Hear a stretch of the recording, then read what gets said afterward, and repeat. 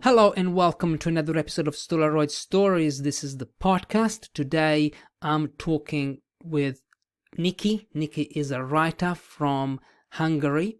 She is a non-native English writer and we met on Medium and I read her story and I thought, okay, I want to speak with this woman because I think she's got some interesting things to tell us, to tell me, to tell you. We talked about writing in a second language, so writing in English. We talked about journaling, AI, ChatGPT. We talked about books. We talked about Arnold Schwarzenegger. So I think you will enjoy this episode. Get ready now. It's story time. Hello, welcome, Niki. Welcome to Stolaroid Stories. It's great to have you here as a guest. Welcome to the show. Hello, Fabio. Thank you for having me. It's nice to be here. So, Niki, I found you on Medium. You're a blogger. You're a writer. And when I read your story about writing as a non-native English writer, as a non-native English speaker, that was quite interesting. And today we are going to talk about that. But I know that you started writing at a very young age. So you started journaling when you were a kid. Yeah, correct? that's correct. How old were you when you started journaling? I think I was 8 whenever I could start writing. So I went to primary school at age of, I think I was 7 years old. So that's when we started. And, we started with writing and reading. So yeah, whenever I could form the letters. So I think I was around 8. Yes. And you when I started writing. Journaling, like what sort of things did you write? Yeah, so yeah, I tell you like how things happened in my life. So like what I need to say that is I grew up partially in a small village and in rural Hungary and partially on a farm as well. And I need to preface this with the fact that I had a very unusual upbringing. So I am not going to get into the exact details because people who I would mention, they are still alive. And I need to be mindful of that. And, some people have changed since, and, some of them haven't changed at all. So I don't want to talk about them. But what I can tell you about my childhood is we were really, really poor. And during the winter, it's really cold, like during the winter. And we were that poor that sometimes we had to decide if we're going to warm up the house or we're going to eat. So we were that poor. So there was a lot of disturbance in the family with abuse and alcoholism, etc. So it was really tough. So I wrote about my days, basically. So it wasn't, or those pages were not happy pages. So I was trying to make sense of, what happened to me or what I experienced. And yeah, I was just documenting my life, basically. So as I got older, I was alone more. So I wrote more. Yeah, so that's how it started. Yeah, so documenting your life, how did that help you, like journaling? Because I hear a lot of good things about journaling. I started journaling myself as well. I don't think I haven't found the right way to do it, to be honest. Maybe there isn't the right way to do it. No. So yeah, how did that help you? So Yeah. And I don't think there is a good way or right way. So whatever works for you works for you. How journaling helped me is like, as I mentioned, it just helped me making sense of the world surrounded, the world that surrounded me, the experiences I went through. And what I notice, and I know whenever I say that, because it's very hard for people who are not that self-aware or they didn't have like a high self-awareness when they were kids. So it's very hard for people to believe that when I was 8, I knew, you know, what I wanted. I knew that I needed to get out of this village and that life, and I needed to do, you know, something else. I couldn't stay there. And I noticed that whenever I put something on paper, and, you know, I kept repeating the same things, if something happened to me again and again and again, like especially if it was abuse, then it's, I noticed that, you know, just verbalizing that and, you know, saying things out loud or on the paper just helped me. It's just helped me heal, basically. So, and I actually stayed with journaling ever since. So I only skipped journaling, I think, like a year or two since I was 8. And nowadays I follow morning pages. So if you heard of Julia Cameron, The Artist's Way, that's a really, really great book that I would highly recommend.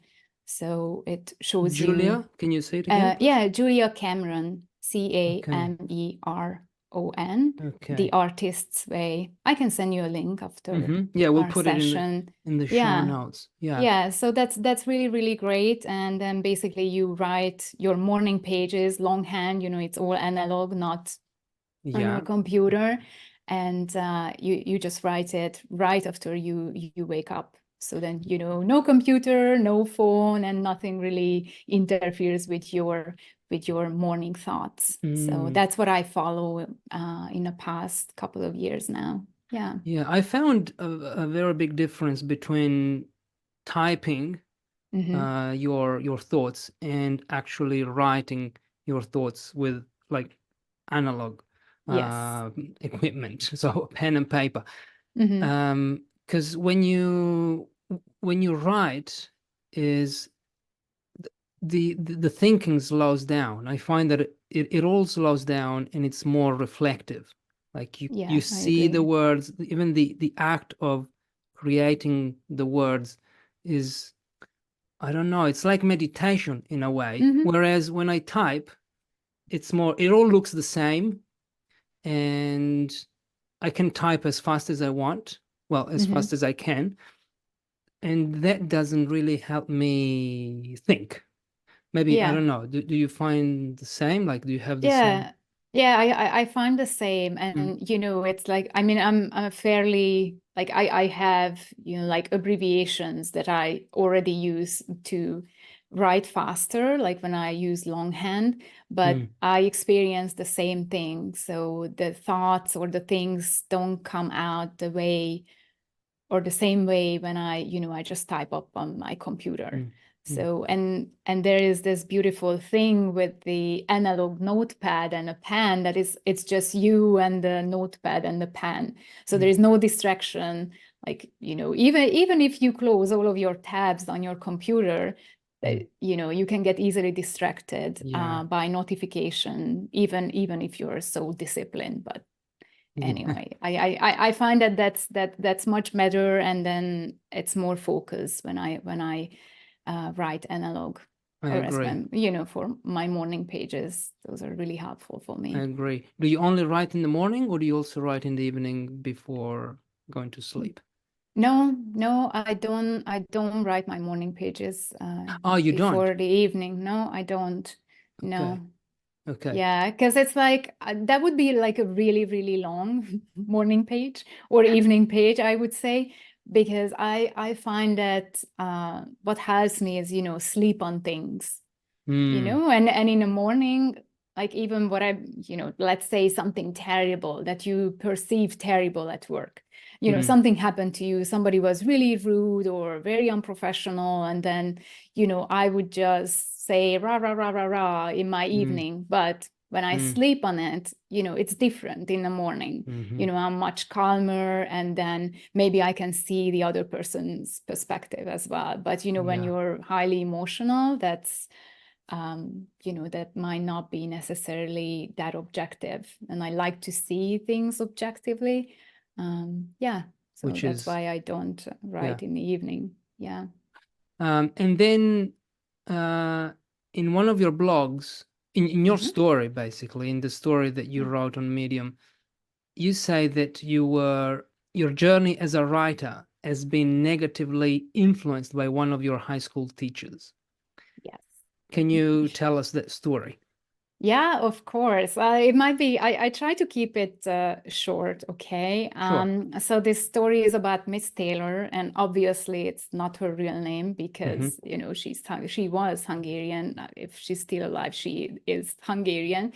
So that's not her real name. And this happened to me when I was about 16 or 17 in high school, and I had her as my Hungarian teacher.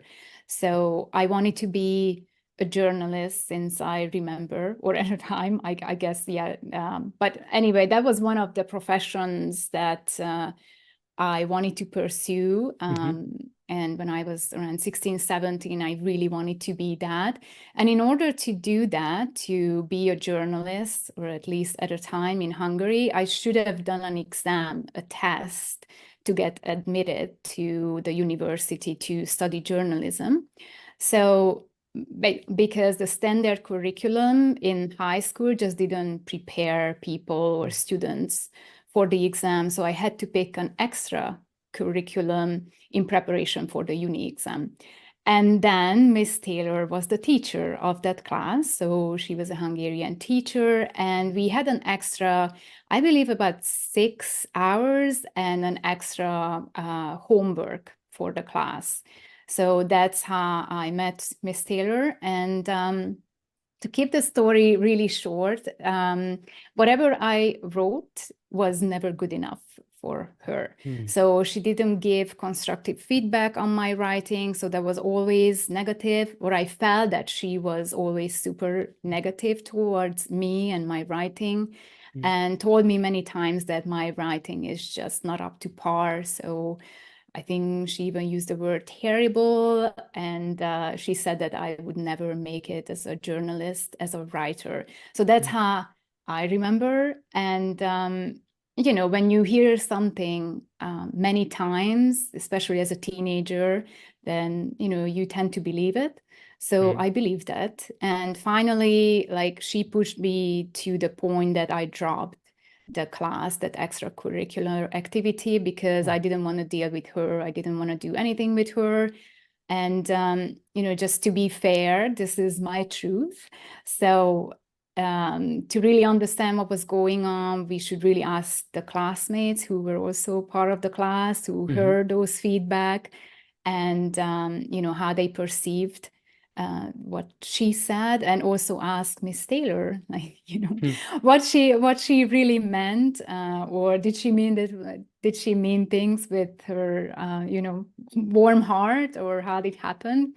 And, you know, it happened nearly 25 years ago, so I am much different now, and hopefully more mature as well. And you know, just to close this story, is now I know I wasn't well when I received that feedback from her. So I was going through a lot at home, and we were at the edge of losing our home to debt. And it was such a turbulent few years for me at a time. So I just feel that I was placed in a wrong class. I didn't know anyone in high school, and it was just really hard for me to make friends. And a few girls in the class were bullies.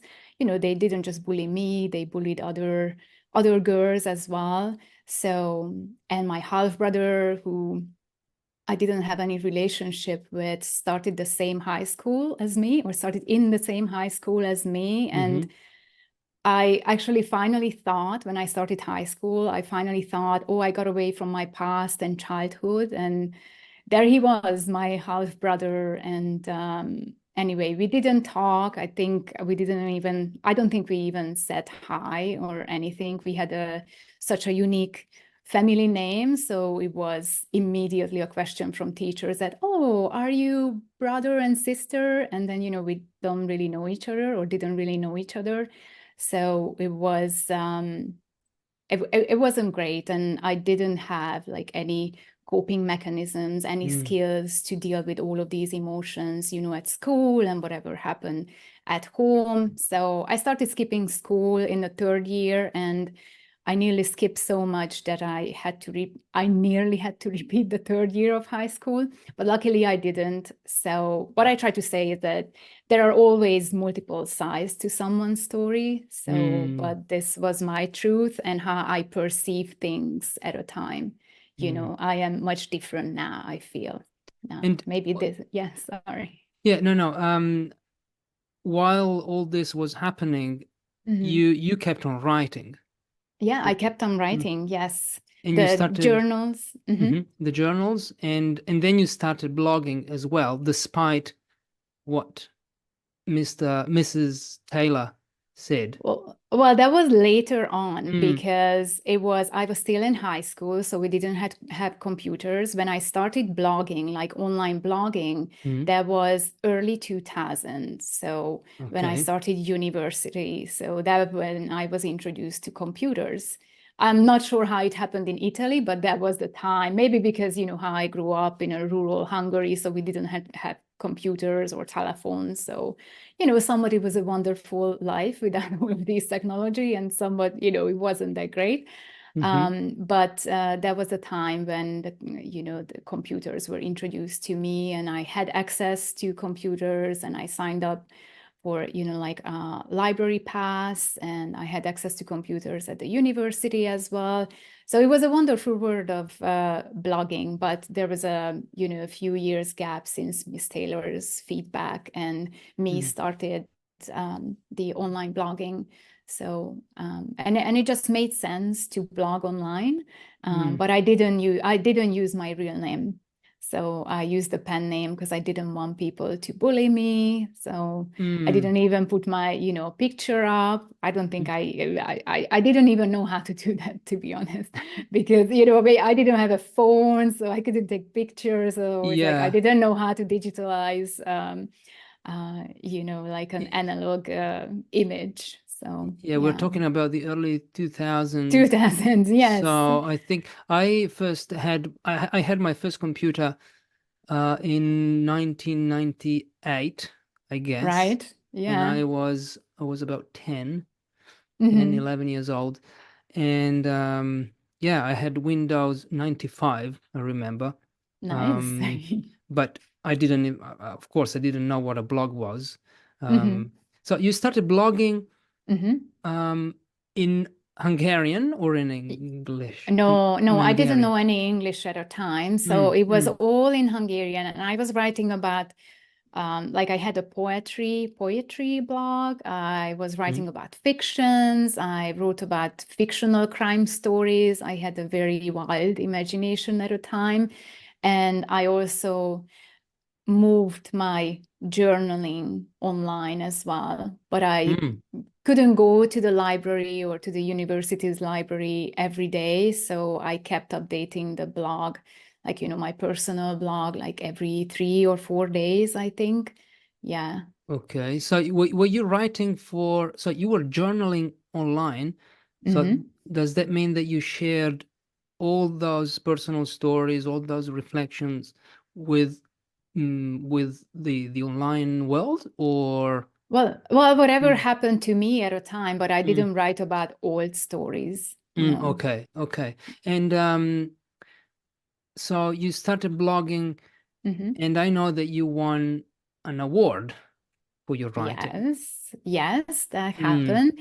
It was, so I started blogging around 2000, like early 2000s. And when I got the blog award, it was 2008 or 2009, if I remember correctly. So that was like a long time, like 6-7 years in the making. And so it was a really positive experience, like that online blogging, even, I didn't even tell my real name at a time because, blogging was new and, everybody was very supportive. Of course, when something went viral, you got some trolls, but that's just normal, but yeah, with another 2 young women, 2 of them were journalists actually at a time already. So I did win an award, and they won an award as well. So all 3 of us won an award, in that year. So that was wonderful. Yeah. And what did you think when you won that award? Because then you wrote, you wanted to Yes. write to your teacher, to Yeah, I Mrs. did. Taylor. I did Mm, actually. I did mm, write her a letter, like an analog letter, but I didn't know where she lived. I guess I could have figured out if I mhm, really wanted to. But, sometimes I feel that when I just needed closure. mhm, So, and then I wrote that letter, and then I got the satisfaction that I got the award. So I mm, knew that, oh, I am actually a good writer. So mm, I can actually engage people for long, and people enjoy what I write. mm. So that was a really, really great feedback for me. So it really encouraged me to write more. So yeah. I'm glad that you stopped believing what your teacher used to say to you. So that's great.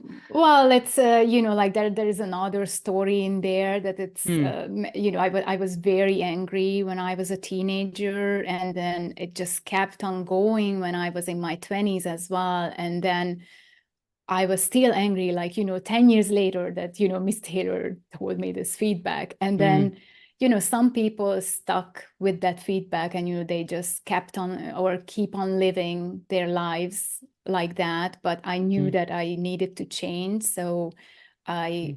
I worked a lot on myself, and I made peace with the past and whatever happened. So that's why I can talk about her. So it's good that it happened. Mm. In a way, but even though it was, I felt it was a negative thing at a time when it happened to me. Yeah, when we are in the middle of the story, we actually don't know that it's a story. But then Yeah. once the story ends, you look back and you feel that everything happens for a reason. Um, Yeah. so this was your Hungarian writing career, let's call it. Yes. Okay. Yeah. Then you started writing in English. Yeah. Uh, why? So what did you start writing, first of all? So did you just keep blogging and Oh just no. writing whatever you were writing No, in I can. English? Yeah. Sorry. I can tell you like very Hmm. briefly how it happened. Mm-hmm. So basically in 2010, me and my partner, we moved to Ireland, and that's when I started learning English. Hmm. So I had some very basic introduction to English in high school, but German was my second language, so we never we never went really deep in English. So I couldn't even say like I couldn't even order anything in a restaurant if I Hmm. wanted to. So we signed up, or I signed up for a 4 months long English language school, and I went up to intermediate level, and after that I started learning on my own at home. So, and that was in 2010, so nearly actually 14 years ago. And I just wanted to practice and improve my English. So basically, I started writing my journal in English, like analog version. So Hmm. not the blogging part, but I kept it up like, or I kept it really short because I didn't know a lot of words at a Mm-hmm. time. So it was very basic how I express myself. And I started writing in English, I believe, like a year later. So we moved to Ireland in 2010, and I started writing 2011 or 12 maybe. Mm-hmm. And I started posting blogs as well, like about my work actually. So they were work related stuff. And one of the blog, which was actually a personal story, but that went semi-viral, and a lot of people criticized my English at the time, or Mm. my English grammar. So that wasn't nice. However, I already had, like better coping mechanisms. So I knew that, it wasn't like Miss Taylor's feedback. Mm-hmm. So how I dealt with that is basically I stopped posting online in English, and I just kept working on my English and my grammar, my Mm. vocabulary on my own. And Yeah, so I stopped publishing online for a good few years until I got back to online blogging in English in 2019. So 5 years ago, basically. What When I felt platform? Sorry, what platform did you use? Because back at a then we had time. Facebook, maybe, but it was 2011. We already had Facebook. But what did you use? What Oh, it was blogging? my own personal Oh, you. blog. So Oh, okay. I built a website. So when I was using, well, it was I was using GitHub and Jekyll to build a website, host a website. So it was my own blog. Okay. Yeah. And I'm just curious about the comments that you received. Like, can you remember any of those comments on your grammar or your Oh, it was poor English? one of them that really stood out, that it was, oh, this article would have been great if the grammar wasn't this poor. Ha. Okay. Yeah, I mean, it was fair, but the person obviously was I don't know, a native English speaker and maybe never learned the language before, never never struggled with a language, with a foreign language. And I think it is very different when you learn a language in your adulthood. So sometimes, because I learned German when I was a kid, and then it's like I still and I haven't practiced German in the past, I don't know, like 15 years, but still, I still remember. Oh. And sometimes, instead of an English word, a German word comes to me. I want to say it in German, and I haven't even practiced German like for such a long time. So I think it is very different when you learn a foreign language in your adulthood.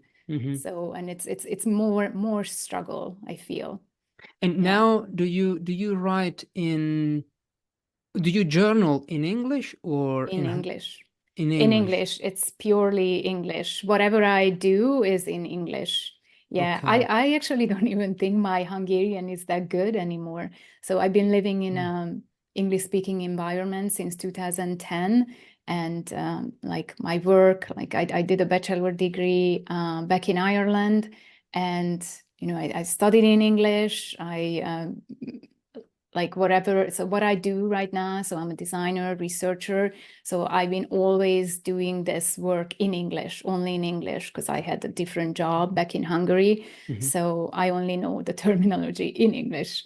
So I don't think my Hungarian is that good. My partner is Hungarian, and at home we speak Hunglish. That's how we call it. Hunglish, so it's a mix. nice. Hunglish. It's a mix of a Hungarian and English. So he's also in IT, and then we mix stuff, especially if we work or if we talk about work.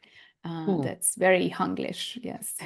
So even your thoughts, when you jot down your thoughts on your morning pages, those are in English as well. In English. Okay. Yeah. Okay. Yeah. Nice. Okay. Always. So today, what kind of writer or blogger are you? Because you use journaling as a way to. I don't think you do it to improve your. I mean, I don't do it. I don't journal to improve my writing. I do it No. to think. Yeah. So what kind of writer are you? Because you're a medium, okay. Yes. How would you consider yourself today Yeah. as a writer? Yeah.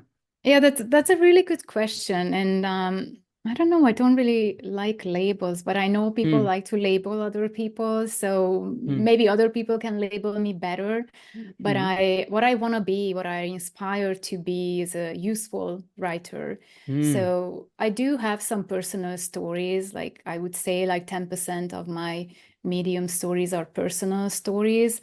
But I actually like to be useful. Like I want to write, tutorials or things that people can, articles, stories that when people read it, they can take away something from it. They can apply something to their lives, make their lives better. So I write about my failings. For example, when I published an English ebook.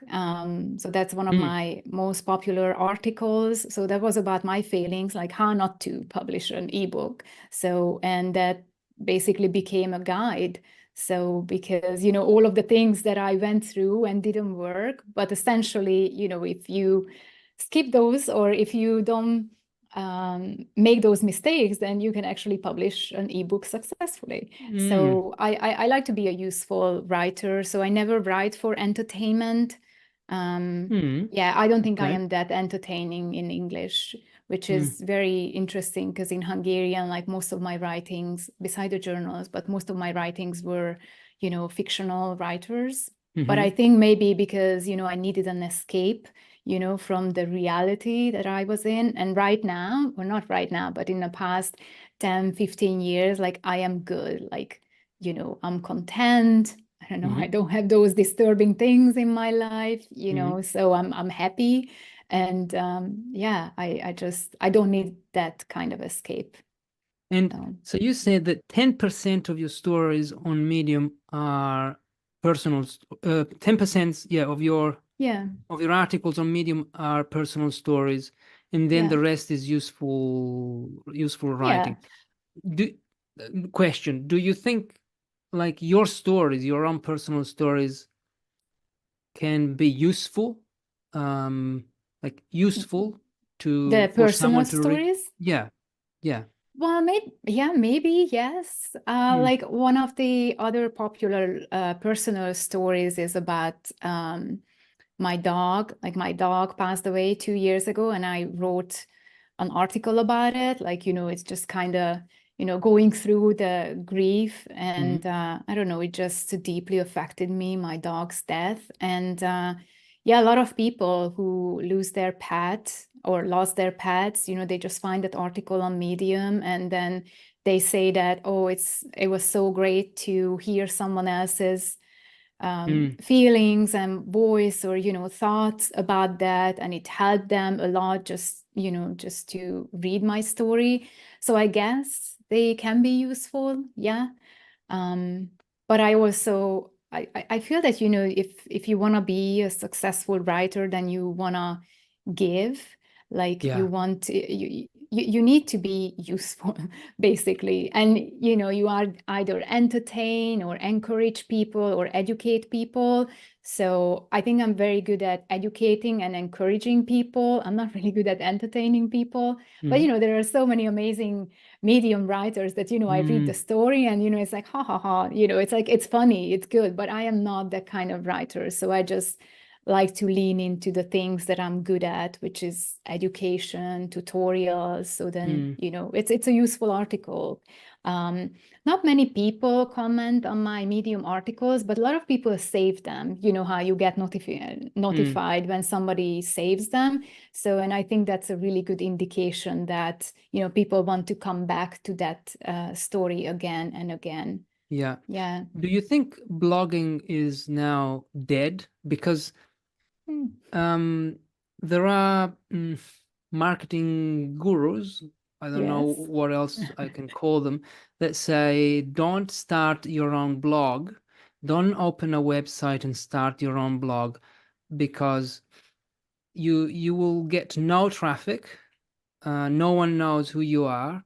Use platforms like Medium, what else? Quora, LinkedIn, social media, because the people are there. The people, your audience is already hanging out there. So don't start your own WordPress blog and expect people to read your writing. I don't know. Do you agree with this? I think nowadays, like in 2024, yes. However, like, for example, I do my blogging or my website. It's I need to be present online, you know, as a professional. So that's what it is about. So I don't post all of my Medium articles on my website. So I only post the ones that related to my work, my profession. So it's kind of like, you know, I want to bulletproof my future employment with those articles as well. But I tend to agree, like nowadays, you know, it's better if you write somewhere where there is already an audience, like a built-in audience. And I think Medium is really good right now. However, now everybody can write, everybody can, you know, make their articles monetize. Is that the way? You know, you can put it in a partner program. And I think a lot of articles are very low quality nowadays, because it's just like I cannot even keep up with all of the writers that I want to follow, because Yeah. they also, push out articles every other day. Like I cannot keep up with that. So, but I tend to agree. So if somebody just starts out, I think Medium is a good one. People say Substack as well, but I don't know. Like I don't feel that there is a good enough discovery there.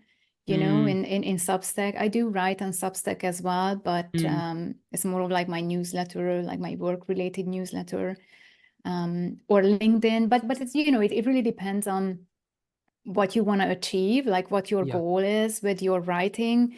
So if you want to get business, like whatever, I don't think you need to be a writer to write.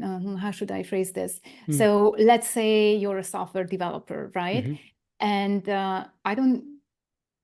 so you don't need to have your blog. You can just start writing, short stories or posts on LinkedIn, because that's how you can get, maybe you're a freelancer software developer, and then, you get this exposure on LinkedIn, so you can get business on LinkedIn while you write.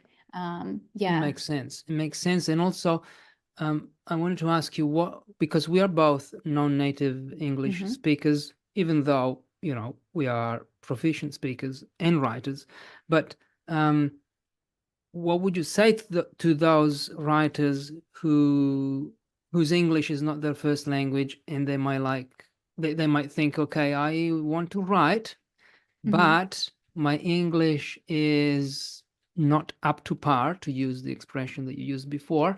Who is going to read my writing? I'm going to get those comments like, Niki, your grammar, this is a nice article, but it would have been great if the grammar was better. So what would you say to these people? Should they stop, in your opinion? Because you said, I stopped writing in English, and then I went back to learning the language, and then I came back writing, correct? I stopped publishing. I didn't stop writing, but publishing. I stopped publishing. So it's, if you publish, then people will see your writing eventually. So it's like, have a tough skin. But if you don't have a tough skin, then, don't publish until you feel comfortable. But then, once you publish, then you gotta accept that then it will attract people, supportive people and non-supportive people, because nowadays everybody has an opinion, and you can hide behind fake names, fake profile pictures, and you can say whatever you want to say online. So I think, just going back what I said before, I think it's very important to know why you started. Like, what's your goal with, writing in English, publishing your English stories? Like, what is it? If it's purely just for you to practice, then you shouldn't even care about the comments and the feedback, right? But if you want to build a business, or if you want to get, I don't know, clients because you're a designer, you're a whatever, you want to actually advance in your profession, then, you got to put effort into that.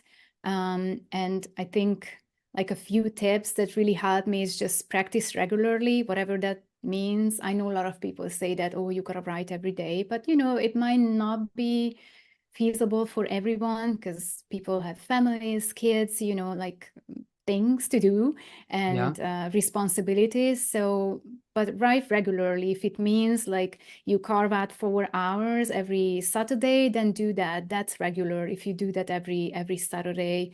And what helped me is just joining communities. I have a writer meetup here in Canada, Toronto, where we got together. So that's really, really useful. I was also part of some online communities, but then it just got like so many people are in it now. And then it's like, it's not great. I prefer when, it's just a, small, maybe 10 people, but even if it's like few hundred people. But then, when I I leave, for example, Discord, the Discord channel, like let's say on Monday evening, and I get back to it on Tuesday morning, and I have like hundreds of notifications, that's not for me. I cannot keep up with that. I have a life, I have a 9 to 5. So find a group of people that, you know, you can write with and maybe you get feedback on. And I think like reading a lot. So I don't know any writers who are not avid readers. I am an avid reader as well. Probably you are too, just looking at all the books behind you. Yeah, So I am. So I think most of the writers are readers as well. So I read every day, and you just gotta immerse yourself in the language. Like we talk about English, so immerse yourself in the English text, and you know, whether it's a novel or articles or blogs, like we need to expose ourselves to a wide range of writing styles and vocabulary. And then it's like, you know, while you're reading, it's like you pick up the grammar and the vocabulary, like kind of subconsciously. So you will know that. Because at the very beginning, when I started, I knew that, you know, what I wrote that wasn't correct. That is like, you know, you have this, I had this feeling that, oh, it's not right, but I didn't know how to correct it, but I knew that it wasn't right. Yeah. Do you still So have that? Do you still feel like that when you write in English now? no, not at Okay. all. But it actually, it's funnily enough, it only happened in the past like 3 years, when it's like so natural to me. Like I don't even think when I speak and write. And of course, I don't speak perfect English. I know I speak good English, but I don't speak perfect English, but I don't think. So to me, it's not work. Like I don't think about, you know, what I just, what I'm saying to you right now. So it just comes out. Yeah. And so I think that's a true fluency, you And know? yeah. I wanted to ask you about ChatGPT for writers, because I love ChatGPT because Yeah. it helps me improve my writing. Sometimes I ask the machine, I call it the machine. I Yeah. ask the machine um to rephrase a sentence, or to give me another word that I could use. So these kind of things, that it's like having like a coach or an Yeah. assistant, not a coach, an Yes. assistant. Do you feel, but other writers now, you know, especially content writers, freelance content writers, they have ChatGPT, and they can just prompt the machine to write a blog.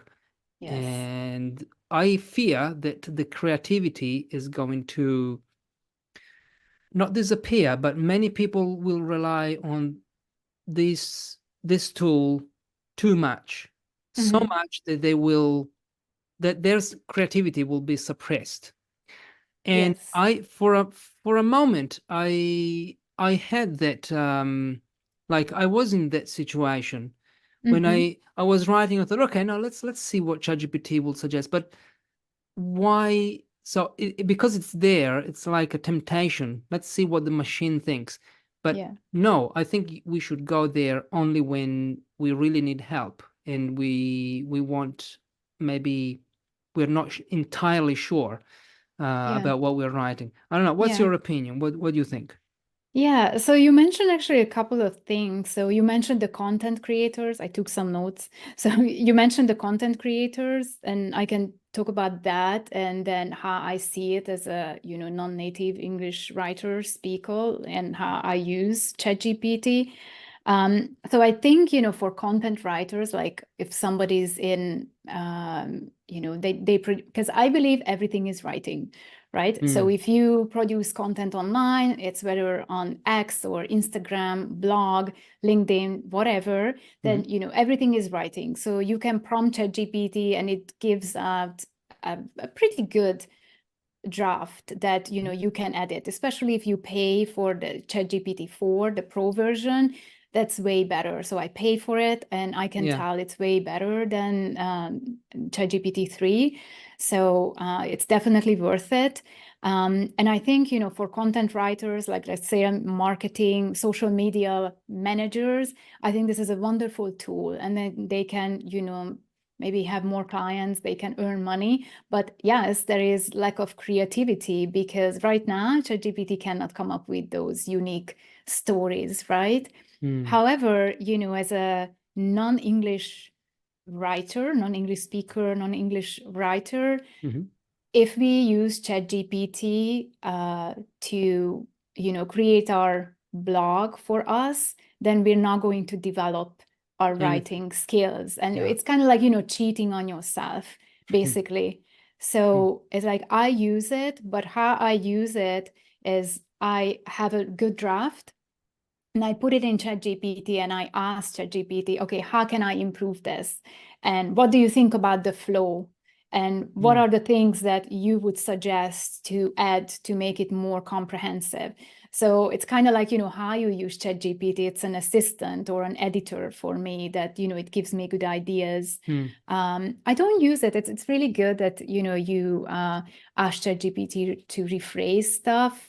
Or, you know, use different or asking for different verbs or sorry, words. I don't use it for that, but maybe I should. I usually use just thesaurus or Longman because I like to, you know, read other things about a word, you know, like what is the other use of a certain word. Because I usually like to study new words in context. I still come across new words in English, but rarely happens. But, you know, it's like if something is that, you know, a word that is not widely used. So, but I can usually figure it out from context, you know, what it means. Yeah, so those are, that's what I think about ChatGPT. I think it's a wonderful tool. So, and you know, if you want to make money with writing, then I know people who use ChatGPT for that. And then they call themselves writers. Like, you're an editor, basically. Exactly. And now there's, I see lots of YouTube ads about creating short ebooks with ChatGPT and put them online and make money. And I'm like, it's where is the fun, first of all, of doing this? What's the pleasure of prompting a machine to write something and then changing a few things and put it and package the whole thing? I don't know. I don't get it. But okay, the fun maybe is the money that you get. But on the other hand, yes, you said that you don't do it that much. You don't use ChatGPT that much. I wrote a blog post on, I compiled a series of 41 prompts that you can use to self-edit your writing. So questions like, I need a word, what verb can I use in this gap? Then I give a sentence and ChatGPT gives me a few verbs that I can use. So like micro skills, writing development, let's say. So these things. And also you mentioned content, books. You said before that you're an avid reader. I wanted to ask you, what do you, so we're changing topic now in the worst way possible, but you said that you're an avid reader. What kinds of books do you read? I read all sorts of books. There is this book club that you can be part of, and in every month you just read the same book. Everybody in the entire world read the same book, and then you come together and discuss. Yeah, I can send you that link as well. I cannot remember, what is it? One chapter. I cannot remember its name. But so those are like fiction books. So I got introduced to many interesting books. I read a lot of work-related books as well, of course, because I gotta keep up with stuff. I read a lot of articles, like work-related articles. I have, like right now, I actually ordered, like, I'm just looking at the books that I have. It's all about writing. that I have and I want to read. So I have like 7, 8 books, you know, how I can upskill myself in writing. Especially I want to learn about, you know, like better storytelling, like and marketing copy, like, you know, how you can sell with your words. Not like I'm selling anything yet, but, you know, I just want to learn the skill, and because it is a skill. So I'm learning that. And the other thing is, or the other book that I read right now is Arnold Schwarzenegger. Well, I'm not sure Be how he Useful. pronounces it. Yeah, Be Useful. That's a great Nice. I book. want to read that book too. I read his autobiography. I loved it. And when I saw that book, that he was going to write this new book, I thought, okay, I'm going to pre-order it. Then I didn't, but it's on my reading list for sure. So, Yeah, are you reading it now, you said? yeah, Or I'm reading it now. I have 2 and more chapters left, and is it good? Any good? yeah, well, I'm a huge fan of Arnold, Yeah, me so too. Me too. like he, as a, you know, like where he was coming from, like, you know, he came from adversity, from, you know, a small village in Austria, you know, how he was growing up, you know, without running water, I Yeah. think. And, you know, he went like, you know, like building your body. That's actually like a discipline that very few people have. And, you know, like what he achieved in the United States, not just as a, you know, bodybuilder and an actor and a politician as well. Like he's kind of like my role model. You know, his work ethic is something that I would love to Yeah, have. I'm a big So fan the of Arnie. discipline, yeah, me too. So he's amazing. Yeah, so And I actually, just love him. when when you were telling your story at the beginning of this episode, Yeah. I thought I was thinking about Arnold Schwarzenegger Oh, because he was, really? yeah. I didn't mention it because I thought, well, I don't think she's going to say that she loves Arnold, I do. but because I was thinking of him because you and him had a kind of the same upbringing because he was Yeah. coming from Austria, cold country. Um, he was poor. He didn't want to be there in his village, and Yeah. everything sucked. And then he moved out, and that's why I was thinking about him. Yeah. I do relate to him a Mm. lot, and I used to do bodybuilding as well. So Ah, yeah, bodybuilding. not Okay. anymore. But I mean, I Okay. still train every day. But you know, I'm not. Yeah, I Nice. don't do Nice. bodybuilding anymore. Cool. Yeah, But Total Recall is his biography, Yeah. I autobiography. haven't read that, so I put it on my list. I read another book from him. It Mm, was about bodybuilding. So yeah, okay, okay. So Be Useful yeah, is definitely because that's what his father used to tell him. Uh, yeah. Whatever you do in life, be useful. So whatever you're writing, write to be useful also. And that's what I put on my blog as well. I write to be useful. So many things in Yeah, common here. and you know, when you ask me that, or what kind of writer I am, and Mm. then, you know, maybe because I'm reading this book, that's why I got influenced by, you know, I try to be a useful writer, but I think he's right, you know. So Yeah. I'm not sure if I am a useful writer, like, you know, if I didn't read the book, would have said I am a useful Mm. writer, or maybe I Mm. am influenced by the book. So it's hard to tell. But yeah, I definitely see like a lot of similarities between him or his life and my life. Of course, I'm not a, you know, movie star, and probably I won't be, but yeah, I relate to him a lot. So Yeah. mm. So definitely I'm going to buy it today, that book, Yeah, Be Useful. And okay, so I feel we are getting towards the end of our chat. So we've got a book recommendation, we've got some words of encouragement. You've already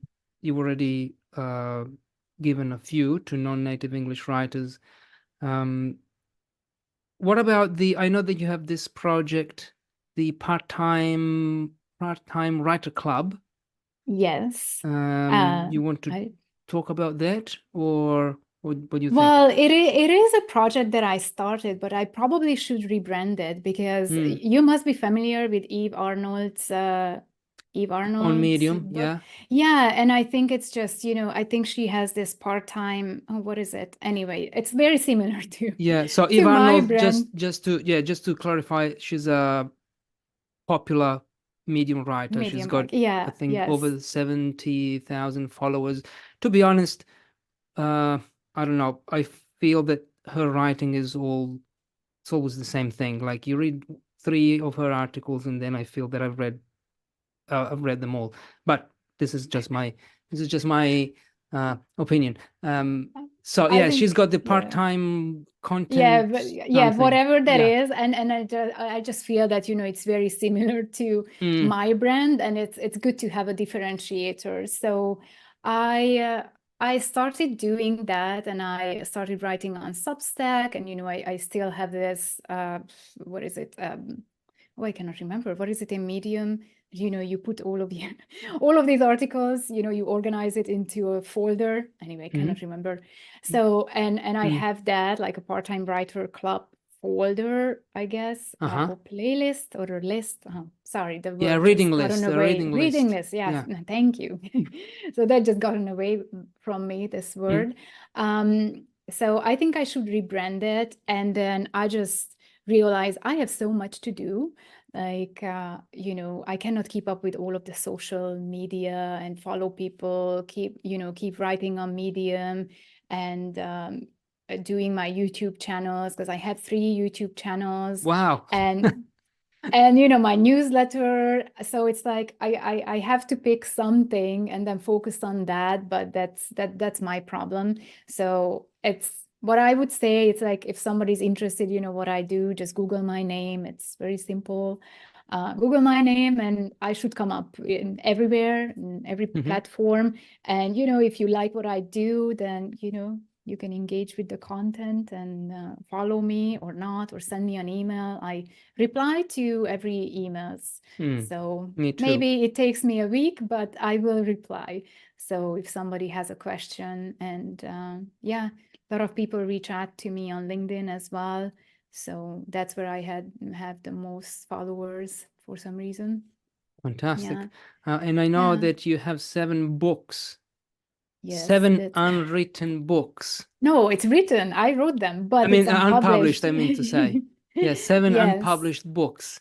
When are we Yes. going to see them in the bookshops or Oh, on Amazon? I don't know, probably never. So the reason the reason for that is I wrote them when I was a teenager. So usually every summer I had a novel. So whatever I was going through, then I just wrote a novel about it, or like a short story about it. I mean, short story, like they are between 100, 150 pages.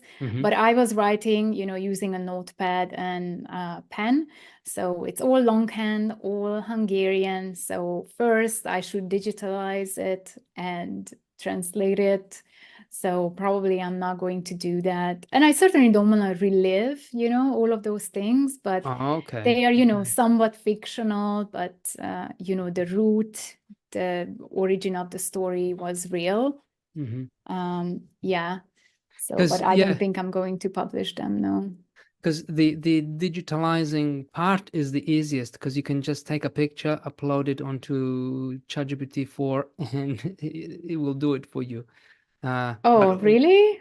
Yeah, like they can read my handwriting and yeah. If okay. it's I don't know how clear it is, but now sometimes I take snapshots and in the screenshots, I meant to say, and then I upload them onto ChatGPT, and it can transcribe what's in the image. So okay. it's easy, I think, and it will get even easier in the future. Yeah. Okay, When I have Niki. time, Yeah, maybe. yeah, quite busy. You're writing, researching, working, and you're in Canada. I am in Canada, Are you yes. staying in Canada because you were in Wellington, New Zealand before? Yes. So yeah, we lived in New Zealand for nearly 10 years, and now we are in Canada. And if I stay, well, it really depends on the visa situation. So mm. if I get my permanent, or if we get our permanent residency, yes, we will stay for a while, but we'll see. So Okay. it will Okay. be decided this year for sure. Okay. If not, then we might go back to Europe or to New Zealand or Australia. Yeah. Would you go back to Hungary? No. No. Okay. No, Okay. that's a no. I don't even know like how to do this job in Hungarian. Okay. Like what I do, and then it's no, I am so far from it. Yeah. Mm-hmm. All right. Yeah. Okay, Niki, thank you. Thank you so much. It was a lovely chat. I enjoyed listening to your stories. I Thank you. enjoyed finding things out about things that we have in common as well. Arnold Schwarzenegger, writing, medium, Yes. many things. Okay, thank you. Thank you so much, Fabio. I will put the links in the show notes, and I might see you again in the future episodes. Who knows? Woohoo! Yes. All right. Bye-bye. Thank you so much. Take care. Bye. Bye. All right, we're back. I hope you enjoyed this conversation. I hope you found it useful. Didn't you like Niki's voice? I loved it. Very calming and soothing. Anyway, all the links are in the show notes. If you'd like to improve your writing with me, I have something that can help you. It's on my website, link in the show notes. It's a 3-week writing program. I have also a newsletter. Check them out. I hope you enjoyed this episode, and I hope that you will join the next episode of Stolaroid Stories with another true story. Bye-bye, guys. Bye-bye.